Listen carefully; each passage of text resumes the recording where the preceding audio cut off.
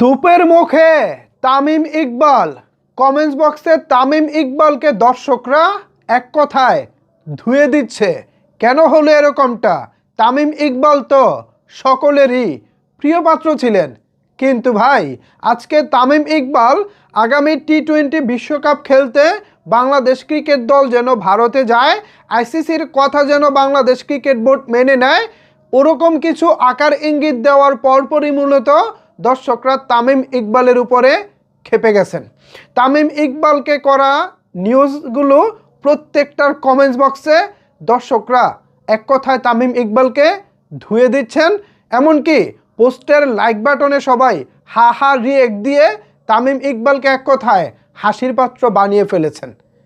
আসলে তামিম ইকবাল ভাই আজকে যে কথাগুলো বলেছেন, এই কথাগুলো বলার পর তিনি আসলে এটার প্রাপ্য।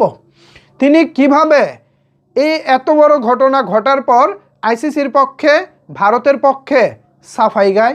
তিনি কিভাবে বলে বাংলাদেশ ক্রিকেটের যত টাকা আছে, যত ফান্ড আছে, এগুলো কিন্তু আইসিসির কাছ থেকে আসে, বুঝে শুনে কিন্তু আইসিসির বিরুদ্ধে সিদ্ধান্ত নেবেন। আবার তিনি বলতেছে বাংলাদেশের ভবিষ্যতের কথা চিন্তা করে, অদূর ভবিষ্যতে বাংলাদেশ 10 বছর পরে কোথায় থাকবে, আইসিসির সাথে আপনারা বেটু নিচ্ছেন, এটা ঠিক হচ্ছে না, ভবিষ্যতের কথা ভেবে আপনাদের সিদ্ধান্ত নেওয়া উচিত। এমনকি মুস্তাফিজুর রহমান আইপিএল থেকে বাদ পড়েছেন, তিনি কিছুটা দুঃখ প্রকাশ করে বলেছেন এটা দুঃখজনক, বাট একজনের জন্য পুরো বাংলাদেশের ক্রিকেট দলের টি-20 বিশ্বকাপ বর্জন করা উচিত হবে না বলে তিনি মনে করেন। এমনকি আকারে ইঙ্গিতে তিনি এটাই বুঝিয়েছেন। এখন আমার প্রশ্ন হলো, তামিম ইকবালের কাছে কি দেশের আত্মসম্মানবোধ আগে, নাকি ভারত এবং আইসিসির চাওয়া পাওয়া আগে? তামিম ইকবালের কাছে কি আমাদের জাতীয় দল, সাংবাদিক এবং দর্শকদের নিরাপত্তা আগে, নাকি ভারত এবং আইসিসির চাওয়া পাওয়া আগে? ভাই আমি যেখানে আমার নিরাপত্তা নাই, আমি বাঁচবো কি মরবো সেই নিশ্চয়তা নাই, সেখানে আমি বিশ্বকাপ খেলতে যাব কিভাবে?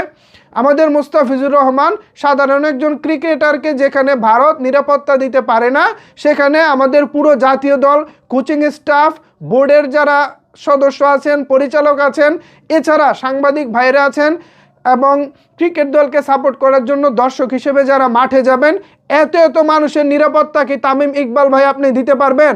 আপনি যে সাফাই গাচ্ছেন, আপনি আইসিসি সাফাই গাচ্ছেন, আপনি ভারতীয় ক্রিকেট বোর্ডে সাফাই গাচ্ছেন, আকারে ইঙ্গিতে আপনি আমাদের বাংলাদেশ ক্রিকেট বোর্ডকে প্রশ্নবিদ্ধ করতেছেন। আপনার ব্যক্তিগত ইগোর কারণে আপনি কি এখন দেশের বিরুদ্ধে কথা বলবেন? বিসিবির নির্বাচন কিছুদিন আগে হয়ে গেছে, সেই নির্বাচনে আপনি শেষ পর্যন্ত সভাপতি পদে নির্বাচন করেননি, সরে দাঁড়িয়েছেন, নানা রকমের প্রশ্ন আপনি তুলেছেন।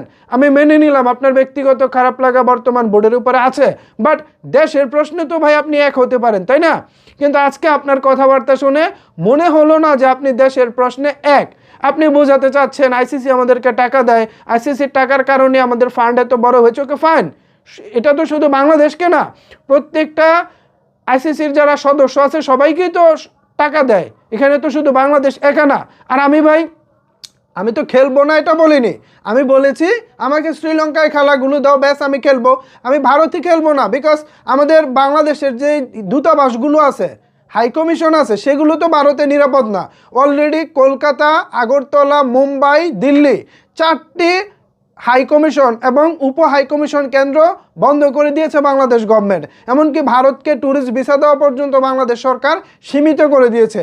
এই যখন পরিস্থিতি, তখন আপনি কিভাবে বলেন বাংলাদেশ ক্রিকেট দল যেন ভারতে গিয়েই খেলে? ভারতের সঙ্গে সম্পর্ক খারাপ করা উচিত হবে না, আইসিসির সঙ্গে সম্পর্ক খারাপ করা উচিত হবে না। ভাই এখানে সম্পর্ক খারাপের বিষয় তো না। আমি নিরাপত্তা পাচ্ছি না, আমি খেলতে যাব না।